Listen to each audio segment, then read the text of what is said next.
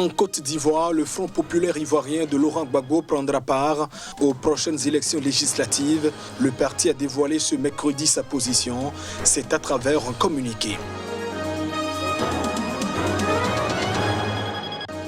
La situation politique et sécuritaire en Centrafrique inquiète l'Organisation des Nations Unies. L'ONU se dit profondément alarmée par les violences dans le pays. La présidentielle est prévue pour dimanche prochain. Et puis en Zambie, 2 personnes ont été abattues devant le siège de la police. Elles prenaient part à un rassemblement à la suite de l'interpellation du principal opposant. Vous en saurez davantage dans un instant.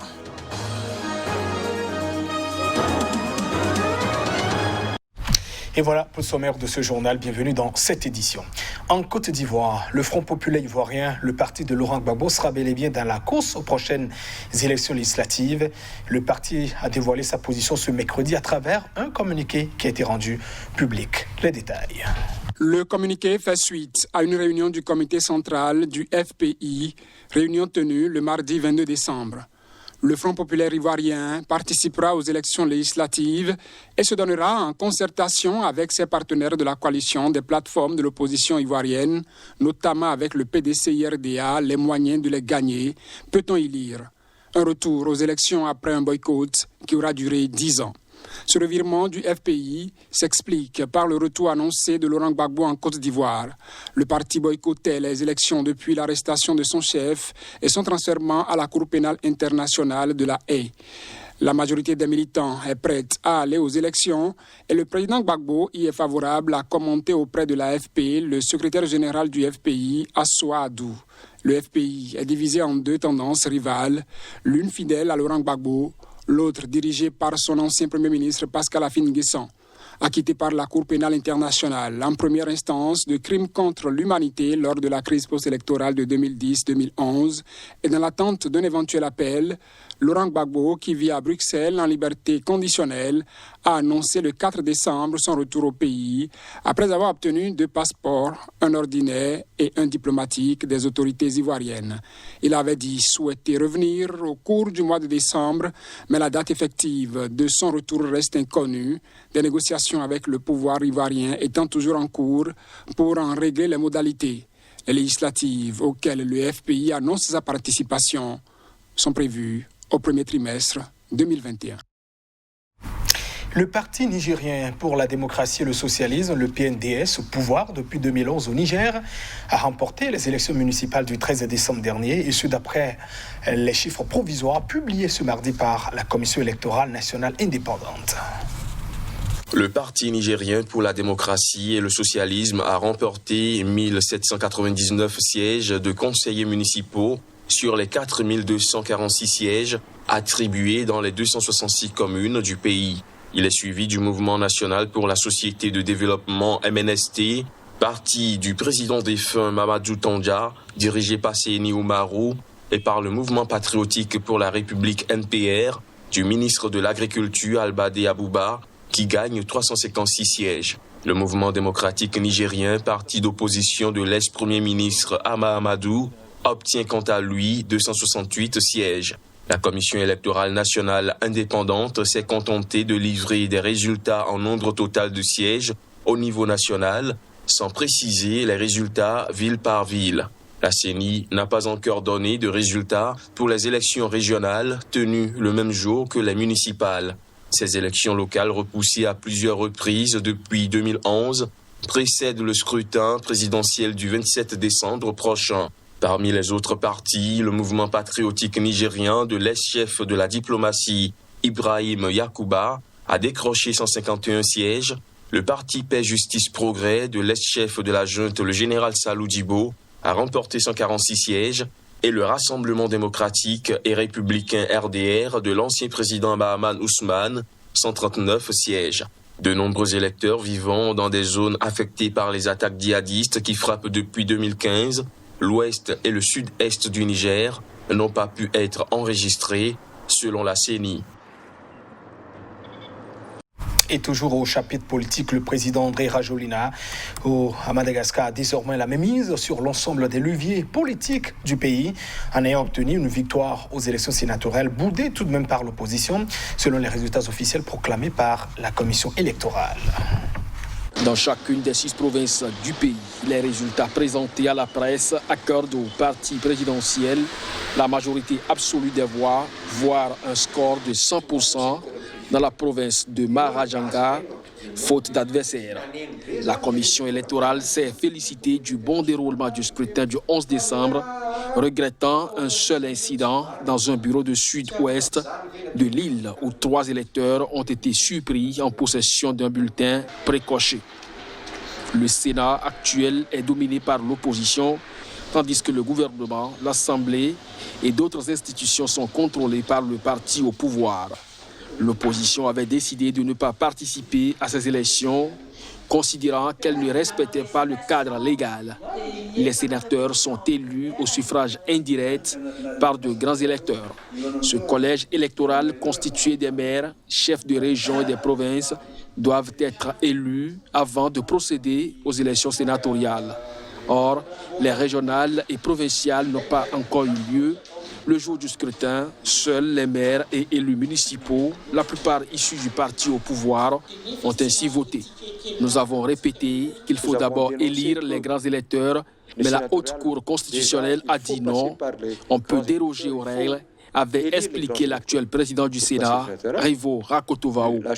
La Haute Cour constitutionnelle avait défendu la nécessité d'éviter un vide institutionnel à l'expiration du mandat actuel du Sénat. Revenant sur sa promesse de supprimer le Sénat, considéré comme budgétivore lors de la campagne présidentielle de 2019, Henri Rajoelina avait finalement décidé de réduire le nombre de sénateurs. Actuellement, au nombre de 63, ils ne seront plus que 18, 12 élus, les 6 autres désignés par le chef de l'État. Au Mali, au moins 3 personnalités, dont un activiste et animateur radio-vedette, ont été interpellées depuis le début de la semaine par la Direction générale des services de l'État, la DGSE, pour, dit-on, les besoins d'une enquête dont les contours n'ont pas été précisés. On voit tout cela dans ce élément. Mohamed Youssef Batilidi Rasbaf, militant contestataire qui anime une émission de radio très populaire, Vital Robert Diop, qui dirige le PMU malien, Société de Paris, et Souaibou Koulibaly, patron de l'AGEFO, une agence publique chargée de favoriser l'accès à Internet, ont été interpellés ce lundi pour besoin d'enquête par les services de renseignement du Mali, selon une source sécuritaire. Elle balaie les rumeurs faisant état de tentatives de déstabilisation des organes de transition mis en place après le putsch qui a renversé le président Ibrahim Boubacar Keïta le 18 août, voire d'un projet de contre-coup d'État. Le groupe de presse Renouveau a confirmé l'interpellation par des membres de la sécurité d'État de son chroniqueur Rasbaf qui cristallise la rancœur populaire depuis des années, en particulier celle des jeunes contre la classe politique dirigeante. Selon une autre source sécuritaire malienne, d'autres interpellations sont possibles pour faire avancer l'enquête. Aucun détail n'est donné pour l'instant sur l'objet des interpellations.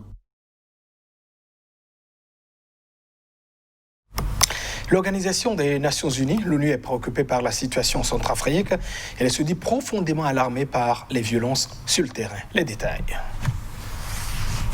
Le Haut Commissariat des Nations Unies aux droits de l'homme s'est dit profondément alarmé mercredi par la violence en Centrafrique qui présente de sérieux risques pour la sécurité des civils et l'exercice du droit de vote quelques jours avant la présidentielle et les législatives. Nous sommes profondément alarmés par les informations faisant état d'une escalade de la violence alimentée par les griefs politiques et les discours de haine, cette situation entraînant le déplacement forcé de civils, y compris vers les pays voisins, a déclaré Lise Troussel, porte-parole du Haut Commissariat, cité dans un communiqué. Le Haut Commissaire des Nations Unies aux droits de l'homme se joint au secrétaire général de l'ONU, Antonio Guterres, pour demander à toutes les parties en République centrafricaine de mettre fin à la violence, a souligné la porte-parole. Elle a également rappelé à toutes les parties, y compris les forces de sécurité et les groupes armés, ainsi que les forces internationales et étrangères, qu'elles sont tenues de respecter le droit international humanitaire et le droit international relatif aux droits de l'homme applicables. La protection des civils est primordiale.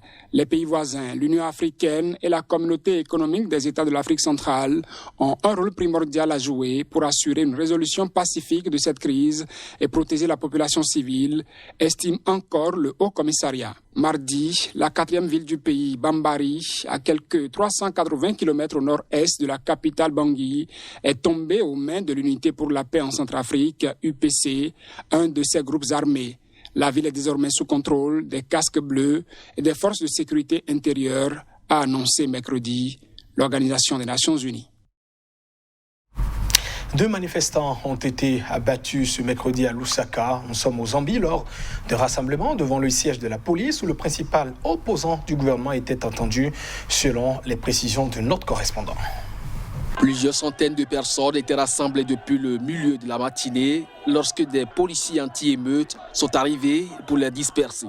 Des tirs ont été entendus, faisant fuir les manifestants dans un brouillard de gaz lacrymogène. Les corps de 2 hommes gisaient alors à terre dans une mare de sang, entourés de personnes secouées par les sanglots, a constaté le journaliste de l'AFP. Pendant la dispersion, au moyen de gaz lacrymogène d'une foule agitée, il a été rapporté que 2 personnes ont été tuées par balle dans des circonstances qui restent à établir, a déclaré la police dans un communiqué. Le principal opposant du président Edgar Lungu était convoqué par la police pour des raisons encore inconnues.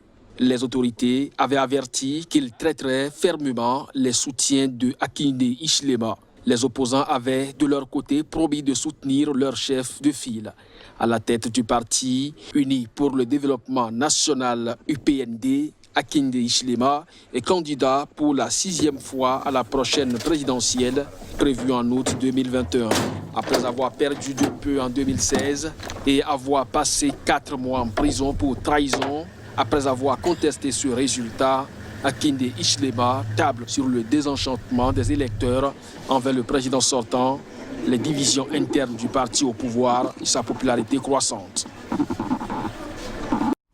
Mesdames et messieurs, c'est la fin de cette édition. Merci de votre attention. Au revoir.